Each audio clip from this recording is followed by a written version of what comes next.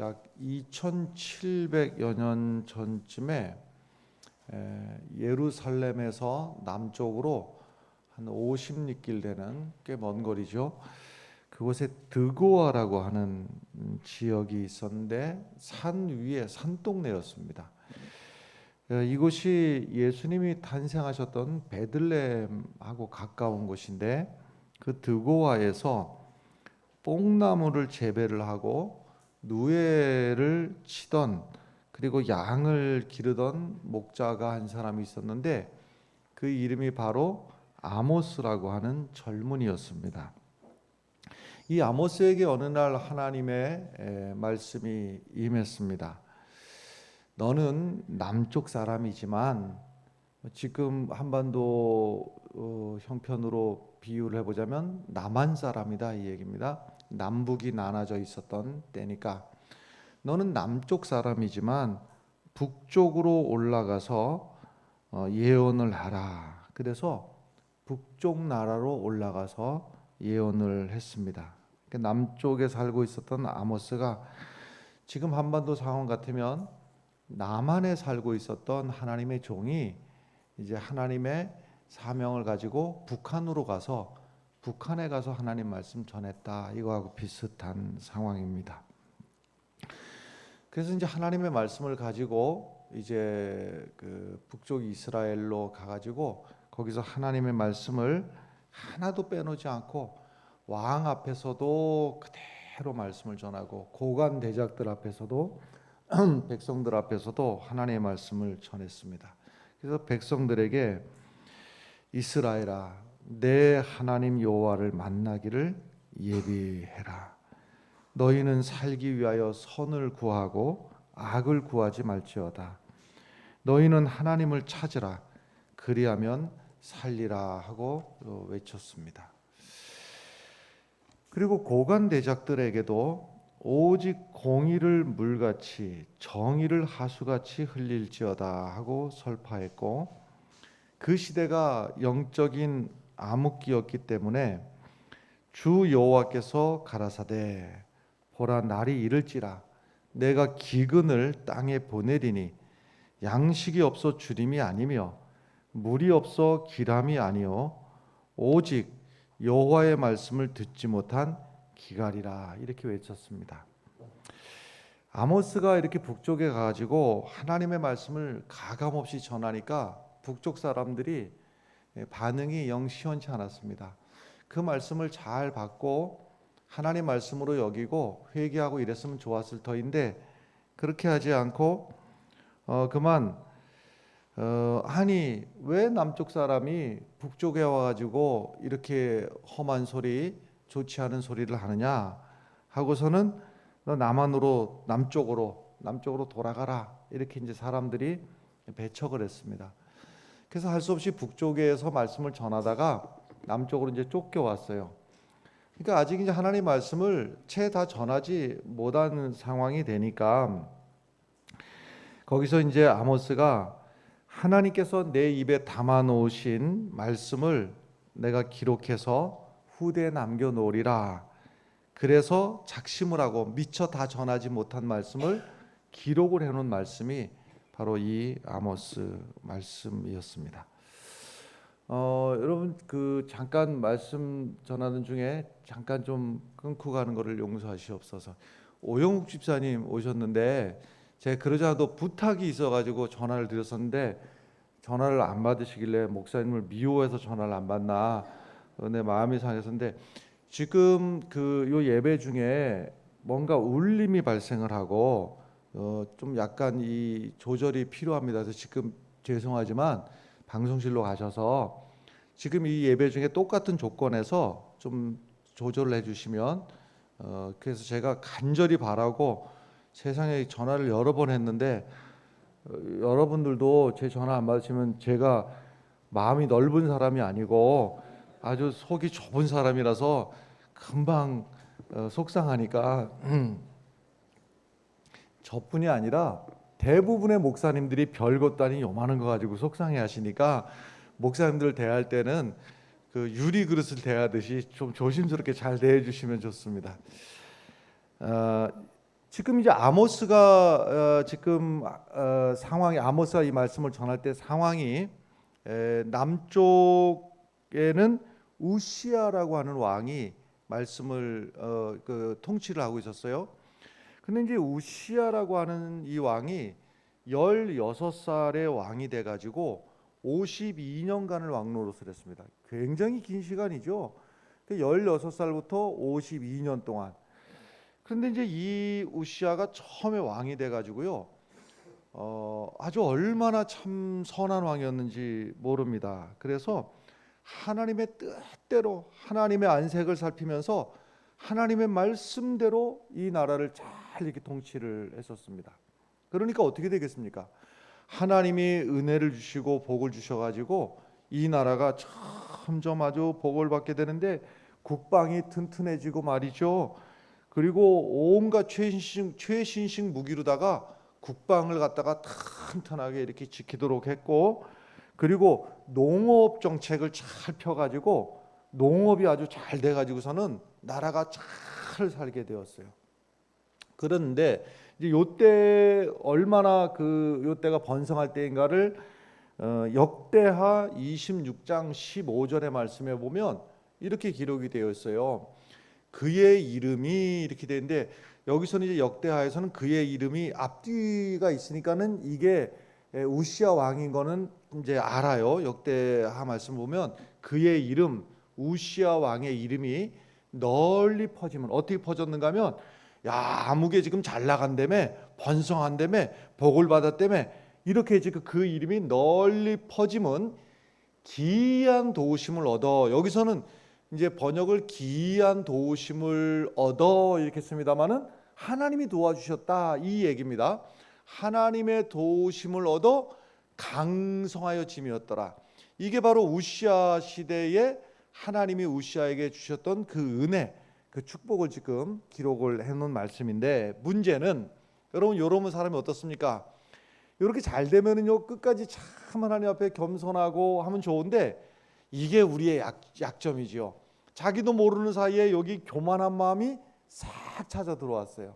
그래가지고서는 무슨 일이 있었는가 하면 본래 이 성전 안에서 제사를 드리는 것은 제사장들만 제사를 드릴 수 있는데 우시아 왕이 아니 제사장만이 아니라 나도 제사를 내가 하겠다고 그렇게 이제 고집을 피다가 그만 이마에 문둥병이 발하는 그런 일이 있었고, 그래서 그 문둥병 때문에 쫓겨나 가지고서는 이제 변방에서 지내다가 나중에 죽어서도 이제 선조들이 묻히는 그곳에 우리로 말하자면 국립묘지에 안장이 되지 못했다 하는 이야기가 이제 우시아 왕의 이야기이고, 그다음에 이제 동시대에 남쪽에는 우시아 왕이 그렇게 되어 있었고 북쪽에는 여로보암 왕이었는데 이 여로보암 왕이 여로보암 2세를 말하는 것인데 이 사람은 악한 왕이었습니다. 나쁜 왕인데, 그런데 이제 하나님 앞에는 악한 왕이지만은 정치적으로다가는 아주 파워가 있었어요. 그래서 이때 일단 여로보암 2세 때 국경이 넓어졌어요. 국경이 넓어졌다는 얘기는 이웃 나라들보다 이 나라가 세다는 걸 말해주잖아요. 그래서 국경이 넓어지고 아주 경제적으로도 아주 번성한 시기가 여로보암 왕 시대였는데, 무슨 말씀이냐면 남쪽에 있는 우시아 왕이나 북쪽에 있는 여로보암이나 할 것 없이 이 시대는 남북쪽이 다 물질적으로는 아주 풍성한 잘 사는 시대에 아모스가 말씀을 전하고 있는데, 이 시대를 설명을 하자면은 몇 가지 이렇습니다. 우선 남쪽이나 북쪽이나 다 마찬가지인데 정치와 국방 이 모든 면에 있어 가지고 아주 걱정 없이 든든한 나라를 이루었습니다. 그런데 겉으로 볼 때는 나라 살림이 아주 흥왕하고 화려하고 하지만 그 내면을 안을 들여다보면 얼마나 타락했는지. 그러니까 이것이 특징이에요.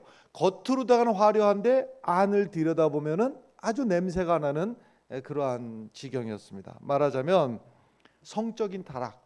어느 정도로 성적으로 타락했는가 하면 이것은 아모스서에 기록이 되어 있는 내용인데 아버지와 아들이 한 여인에게로 들어가 음행했다.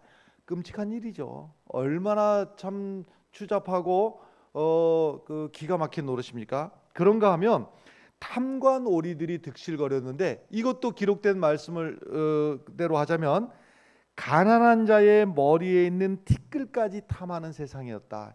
그러니까 가난한 자의 것을 뺐다 못해 가지고 그 머리에 묻은 티끌까지도 뺏으려고 했던, 이 정도로 다 탐관오리들이 많았고, 그런가 하면은요, 얼마나 사람 알기를 우습게 아는지 말이죠. 빈부격차가 엄청나 가지고요, 사람, 돈이 없는 사람을 사고 파는데 얼마에 사고 팔았는가 하면 신발 하나를 주고 사람 하나를 샀다. 그러니까 가난한 사람들이 얼마나 흔하게 팔려 다녔는지, 신발 하나 주고 사람 하나를 샀다, 이렇게 지금 기록이 되어 있습니다. 그게 이제 8장 6절에 기록이 되어 있는 거예요. 은으로 힘없는 자를 사며 신 한 켤레로 가난한 자를 샀다. 이것이 지금 이제 아모스 8장 6절에 기록이 되어 있는 겁니다. 그러니까 상거래할 때도요, 온갖 속임수가 그냥 말하자면, 또 그리고 재판이 공정하지 못하고, 그러니까 여러분들 그 측량하는 돼 있지 않습니까? 말돼. 그러니까 돼는 아주 작게 만들어 가지고 이익을 보고 말이죠. 저울은 크게 또 만들어 가지고서는 또 이익을 보고, 이런저런 식으로다가 아주 서로 속고 속이는 이런 일들이 비일비재하고, 재판정에서는요, 돈 있는 사람이 무조건 가짜 증인을 세워 가지고서는 그 억울한 사람들을 갖다가 재판을 하는 것 다 알아요. 재판장도 알고 보는 사람도 다 알고 하지만은 누구 하나 거기에 이의 제기를 하지 않고, 아주 세상이 이렇게 막 어지러운 그 세상 가운데서, 자, 정치적으로다가는 그 막강한 파워를 가지고, 그 다음에 경제적으로다가는 잘 살게 되었는데, 빈부격차는 심해서 잘 사는 사람은 더 잘 살고 못 사는 사람은 더 못 사는 이 시대에, 이 기가 막힌 상황 속에서 종교는 어떠했는가? 겉으로 보면은요, 종교적인 열심이 얼마나 열심인지 모릅니다. 번제와 소제를 드리고, 그리고 하나님 앞에 제사를 때 막 풍악을 올리고 주악을 올리고 말이죠. 거기에 살찐 희생을 드리고 하나님 앞에 열심히 드리지만은 하나님께서 내가 이 제사는 받지 않겠다. 왜냐? 형식적으로다가 하나님 앞에 열심히 제사를 드리지만 너희들이 거기에 너희들의 마음이 없고 너희들의 정성이 없는 이 제사를 내가 역겨워서 받지 않겠다. 그러니까 특징이 이거예요. 겉으로 볼 때는 화려하고 겉으로 볼 때는 문제가 없는데, 안을 들여다보면 냄새가 나고 더럽고 추악하고, 이것이 바로 아모스가 지금 말씀을 전할 때에 지금 남쪽 유다나 북쪽 이스라엘이나 할 것 없이, 정치적으로나 종교적으로나 할 것 없이 겉으로는 화려하고 안의 내용을 들여다보면 썩어 있고, 이것이 바로 아모스가 말씀을 전할 때 상황이었습니다. 이때 아모스에게 하나님께서 5개의 환상을 보여주시는데요. 이 5개의 환상이 쭉 나와요. 또 메뚜기 재앙에 관한 것, 그 다음에 불에 관한 것. 이제 세 번째가 이제 오늘 그 여기에 우리들에게 주신 말씀, 다림줄에 관한 것이 이제 세 번째 이제 환상 중에서 우리들에게 보여주시는 것인데, 다림줄이라고 하는 거, 요즘은 말이죠, 더 좋은 이제 그 작업 도구들이 많이 나와가지고 그것 쓰는 것을 잘 못 보는데, 제 어릴 적만 해도 여러분, 주로 제가 봤던 것은 이 다림줄을 저기서 봤던 것 같아요. 이 담이나 벽을 쌓는 분들이 실에다가 그 밑에 이렇게 줄을 갖다가 이렇게 달아놓으면 그 줄을 가지고 이렇게 이제 벽이 똑바로 쌓아지는지를 이렇게 이 줄에다가 단 이 줄을 보고서, 이것을 이제 다림줄이라고 하는 거예요. 다림줄로다가 이렇게 대본다. 그러니까 이 다림줄의 용도가 기둥이나 벽이나 문이나 이런 것이 똑바로 잘 서 있는지. 그런데 여러분, 이리 재봤는데 똑바로 안 서 있으면 어떻게 됩니까? 둘 중에 하나죠. 이거 다시 해가지고서는 다시 세우든지 아니면 허물어 버리든지 뭐 이런 것이죠. 어쨌든 그대로 둘 수는 없다. 이것이 이렇게 누워 있으면 그대로 둘 수는 없다. 그래서 하나님이 이 다림줄을 갖고서는 재보신다. 무엇을 재보신다고요? 이스라엘을 재고 계신다 지금 이거예요. 7장 7절의 말씀 보면 이렇습니다.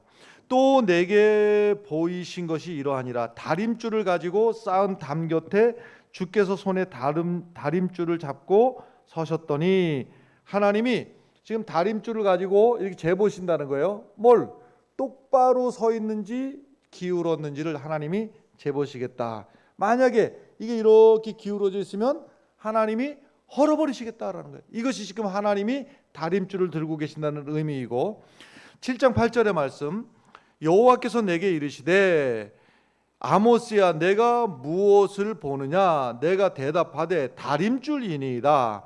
주께서 이르시되 내가 다림줄을 내 백성 이스라엘 가운데 두고 다시는 용서하지 아니하리니, 다시는 용서하지 않겠다. 이 얘기가 무슨 얘기입니까? 하나님이 지금 다림줄을 딱 재봤는데 약간 기울어진 게 아니라 기울어져도 이대로 둘 수가 없다. 이대로. 그래서 이 담을 하나님이 너무 기울어졌기 때문에 하나님이 헐어버리시겠다. 이것이 지금 아모스에게 주신 하나님의 말씀입니다. 여러분, 우리가 신앙생활하면서 하나님을 두려워할 줄도 알아야 됩니다. 하나님의 은혜도 우리가 알아야 되지만 하나님의 말씀이 두렵고 하나님이 주신 우리들에게 기대하는 바를 우리가 두려운 마음을 가지고 하나님의 말씀을 대해야 됩니다. 이 성경 말씀 보면요, 하나님의 이 다림줄, 그러니까 하나님이 심판하시는 심판의 이야기가 성경에 쭉 역사적으로 이어오는데, 그 중에 제일 첫 번째가 어디입니까?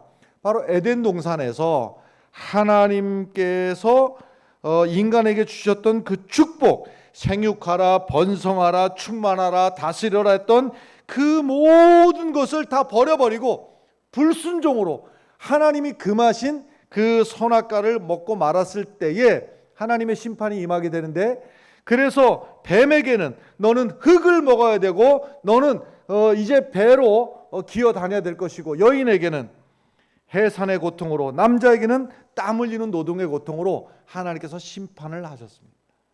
그 다음에 성경에 나오는 사건들을 보면요, 소돔과 고모라에서, 이건 성적 타락이죠. 성적 타락이, 무절제한 성적 타락에 하나님이 다림줄을 쫙 재보시고서는 이건 기울어져도 너무 기울어졌다. 그래서 하나님이 소돔과 고모라를 불로 심판을 하셨고, 그 다음에 주신 하나님의 심판이 노아의 홍수인데, 이때에도 하나님의 다림줄을 재볼 때 기울어져도 너무 기울어진 거예요. 세상이 어쩌면 타락해도 이렇게 타락하는가. 그래서 하나님이 온 인류를 멸하실 계획을 하시고 노아에게, 그런데 그 인류에게도 100년간의 기회를 주셨죠. 노아가 100년 동안의 방주를 짓는 그 시간을 통해서 회개할 수 있는 기회를 주지만 하나님 앞에 회개하지 않을 때에 하나님의 심판이 임하게 되었고요.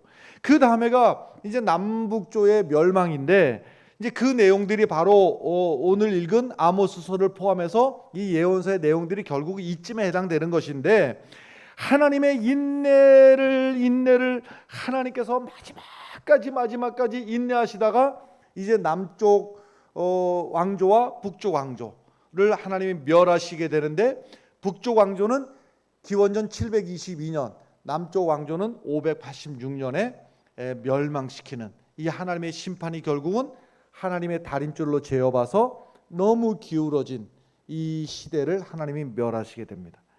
다섯 번째는 바벨론의 멸망이라고 볼 수가 있는데요, 다니엘서 5장에 보면 하나님의 무서운 심판이 이제 벽에 글씨로 쫙 나타나게 되는데요, 그때 이제 이 바벨론의 왕 이름이 벨사살이었는데, 그 벨사살 앞에 벽에 메네 데겔 우바르신 이런 글씨가 나오게 되는데, 이것이 뭐냐면 왕을 저울에 달아봤는데 미치지 못한다.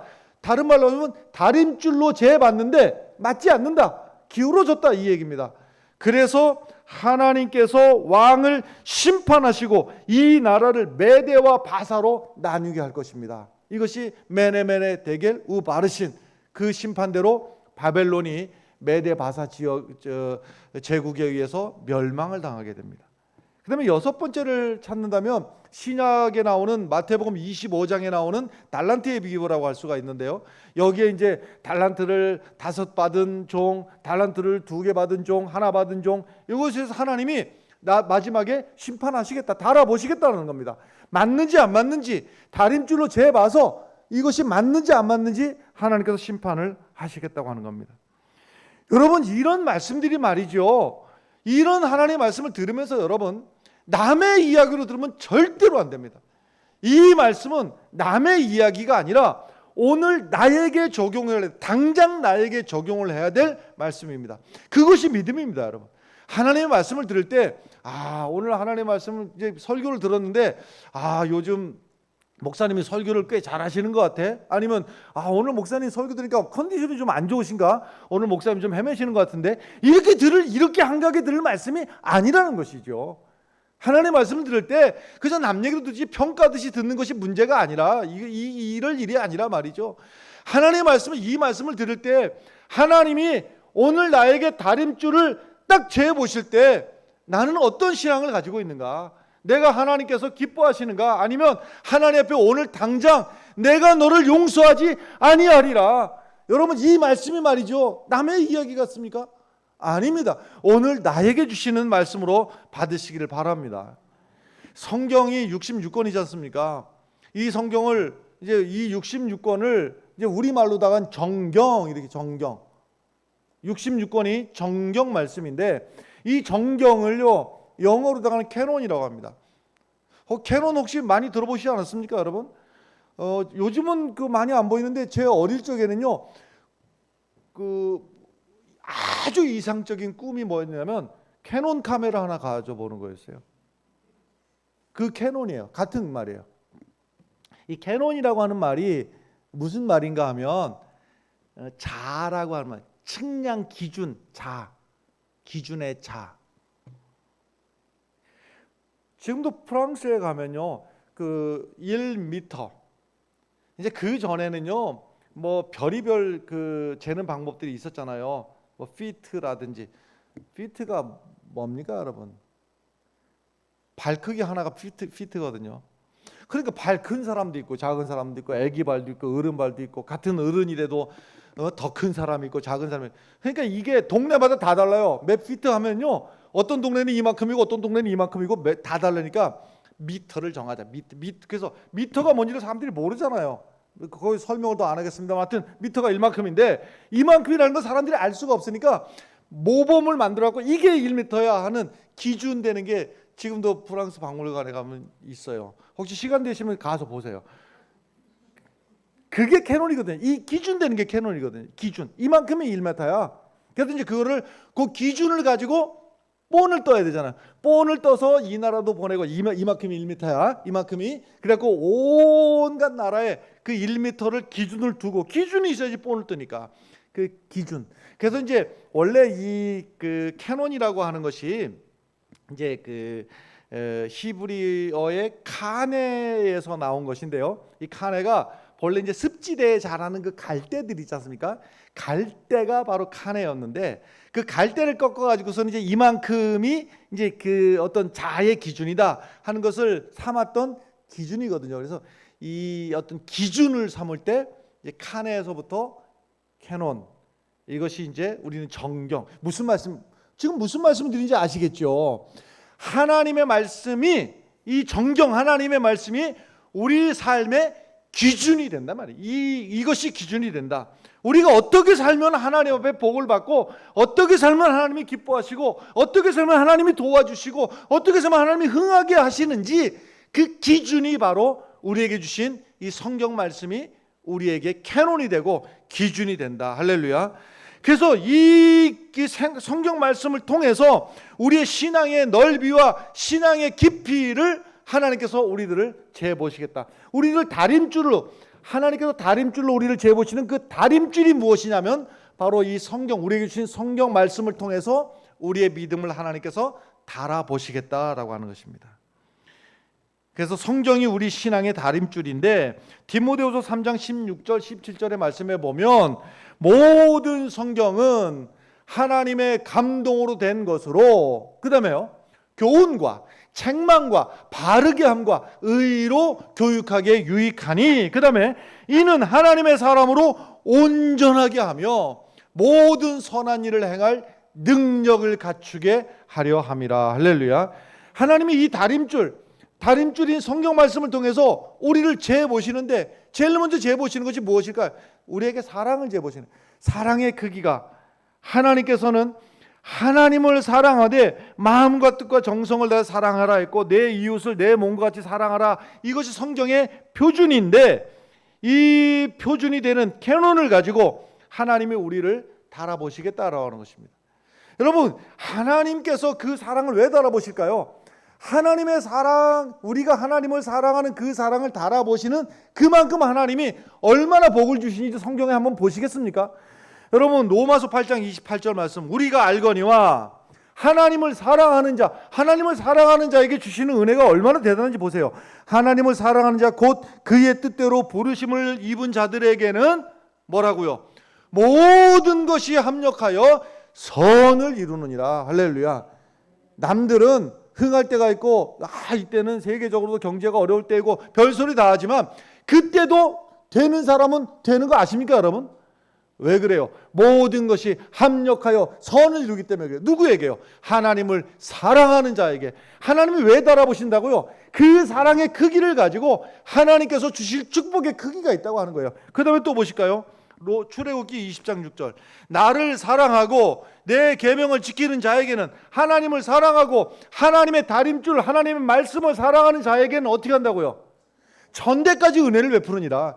이런 말씀 찾으려면 한도 끝도 없어요. 또 찾아볼까요? 시편 91편 말씀, 하나님이 이르시되 그가 나를 사랑한즉, 하나님을 사랑하면 어떻게 된다고요? 내가 그를 건지리라. 그가 내 이름을 안즉 내가 그를 높이리라. 할렐루야. 그러니까 하나님을 사랑하는 사람에게는 어려운 가운데서 건져주시고 하나님이 흥하게 하시고 하나님이 그를 높여주시더라 말이에요. 바로 이 주인공들이 되시길 바라요. 문제는 우리가 하나님을 얼마나 사랑하느냐인데 그 얼마나를 한번 보실까요? 신명기 6장 5절 말씀을 보면 어떻게 사랑해야 되냐, 하나님을. 너는 마음을 다하고 뜻을 다하고 힘을 다하여. 그러니까 하나님을 사랑한대요. 시시하게 긴가 아닌가 이렇게 할 일이 아니라 하나님을 사랑할 때 어떻게 한다고요? 마음을 다하고 뜻을 다하고 힘을 다하여. 여러분, 이것이 여러분들의 사랑, 하나님을 사랑하는 방법이 되시길 바랍니다. 두 번째는요, 우리가 하나님이 우리를 달아보시는데 말씀을 통해서 우리가 이웃들을 얼마나 용서했는가, 이것을 통해서 하나님이 우리를 달아보시는 거예요.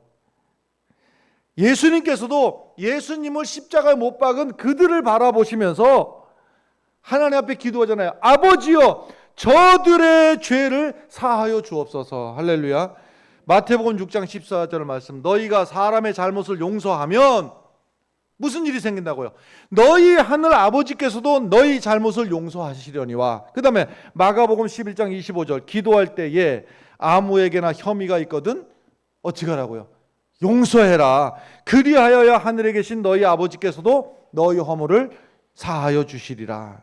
이 용서의 극치가 어디냐?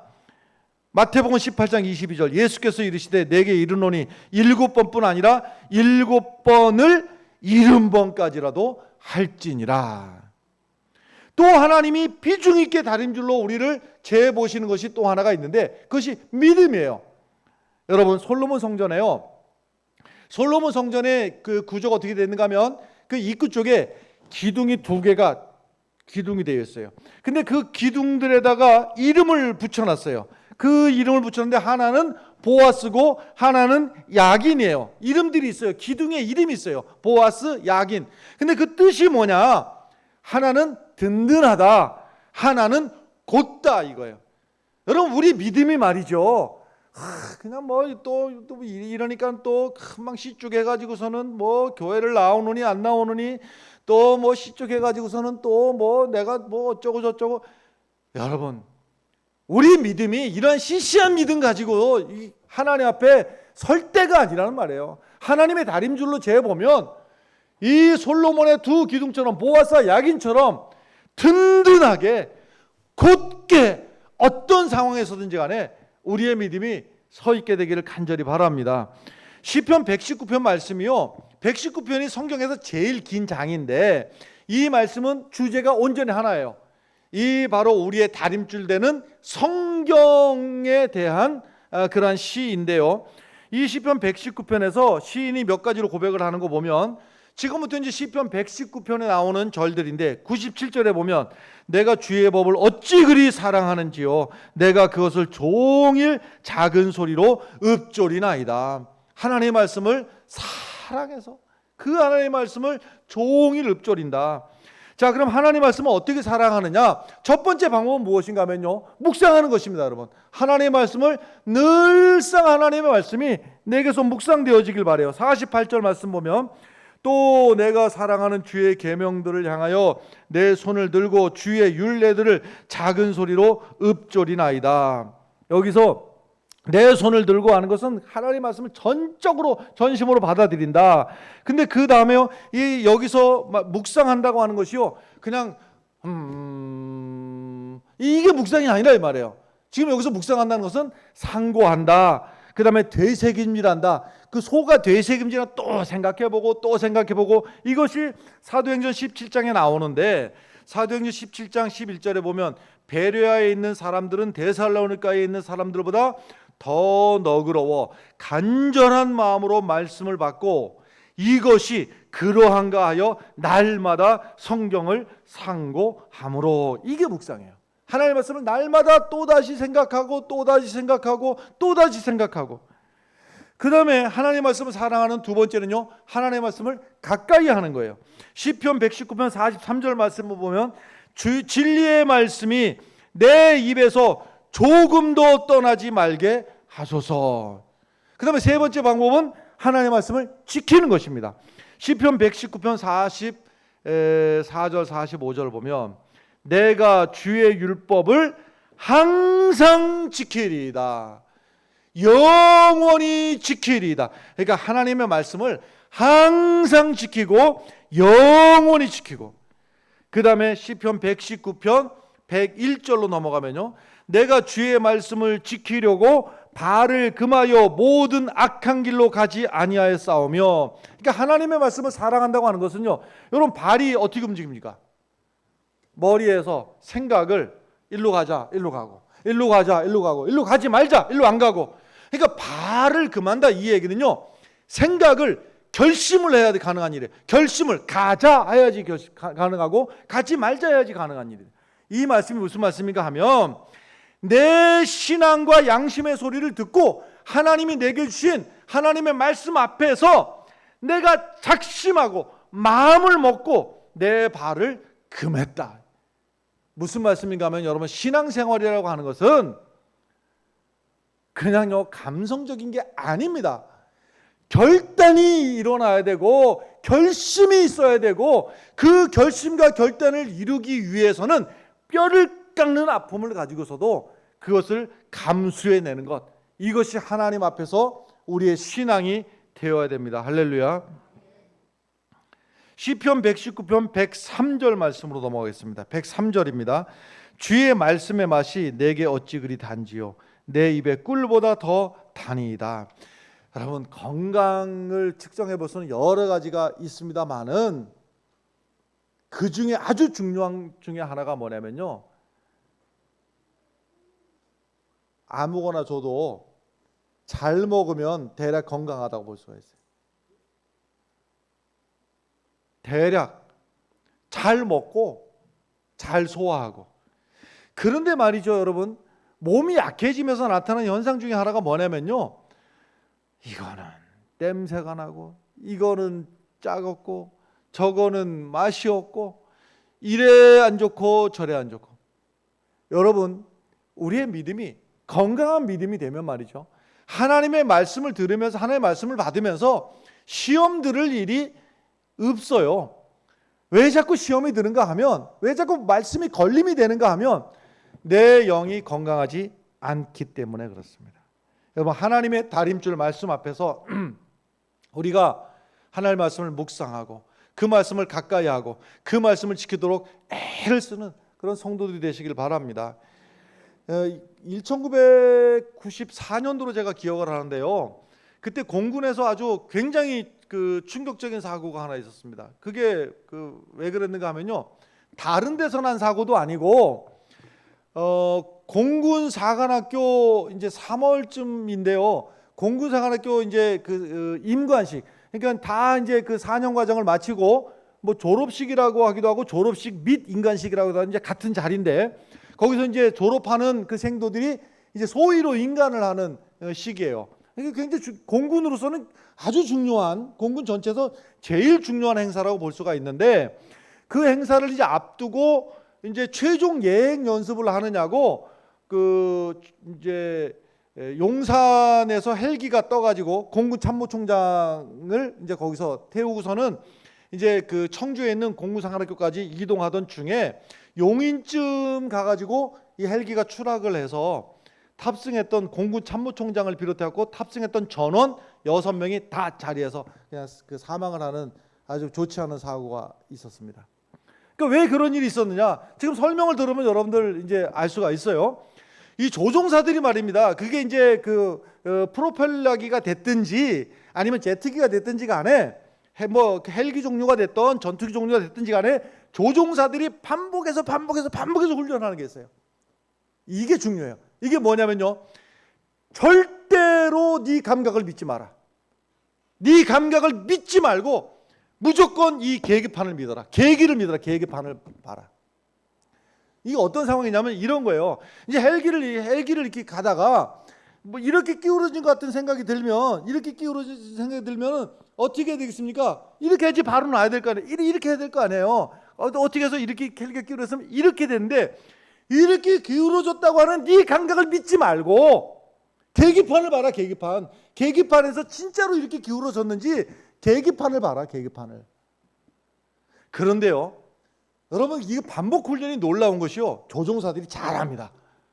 절대로 자기 생각에는 이렇게 생겨서 이렇게를 해야 될 것 같은데, 이게 계기판을 보니까 오히려 이렇게 해야 되는 거예요. 계기판을 보니까. 그러면 무섭잖아요.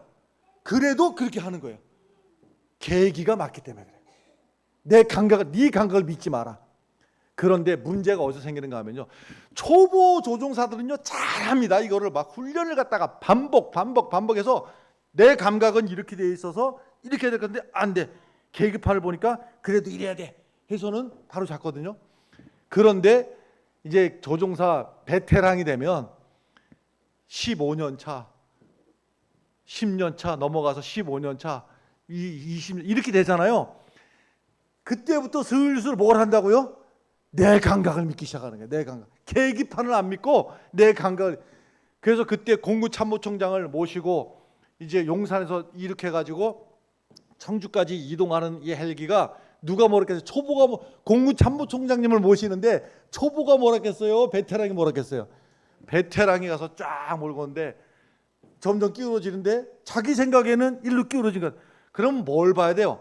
얼른 계기판을 봐야 되는데 자기 감각을 믿은 거예요. 그래가지고 통제할 수 없는 상황으로다가 이게 이제 급격하게 기울어지게 돼서, 그 다음에 거기서 그냥 마을에서 멀지도 않은 곳에 떨어져 가지고서는요 전원 6명이 사망을 했어요.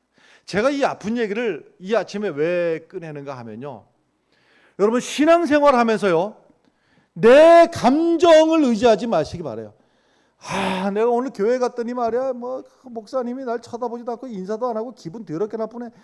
여러분, 내 감정 아닙니까? 내 감정. 날 뭐 남들은 뭐 여러 사람이 환영하는데 나는 오니까 뭐 교인들도 인사도 별로 안 하고, 내 감정 아닙니까? 내 감정에 의해서 신앙생활하면 넘어질 수밖에 없고 자빠질 수밖에 없고 실패할 수밖에 없는 게 우리의 인생이에요. 우리의 기준이 뭐가 돼야 된다고요? 하나님의 말씀 앞에서 내가 어떻게 살아야 되는가? 이 하나님의 말씀 앞에서 오늘도 내가 어떻게 처절하게 살아야 되는가? 하나님의 말씀이 우리 삶의 캐논이 되길 바라고, 기준이 되길 바라고. 여러분, 내 감정 따라서 신앙생활하고 이 교회 저 교회 제발 옮겨 다니지 마세요. 가실 분 있으면 먼저 좀 빨리 가시던가, 왔으면은 갈 생각도 하지 마시고 말이죠. 단순히 교회의 문제가 아니라 우리의 신앙의 살고 죽음의 문제이기 때문에 그렇습니다, 여러분. 내 감정에 의해서가 아니라 하나님의 말씀이 나를 어떻게 보고 있는가. 그래서 하나님의 말씀 앞에 내가 다림줄을 비춰봐가지고 옳지 않은 것이 있으면 아프더라도 잘라내야 되고 힘들어도 고쳐내야 됩니다, 여러분.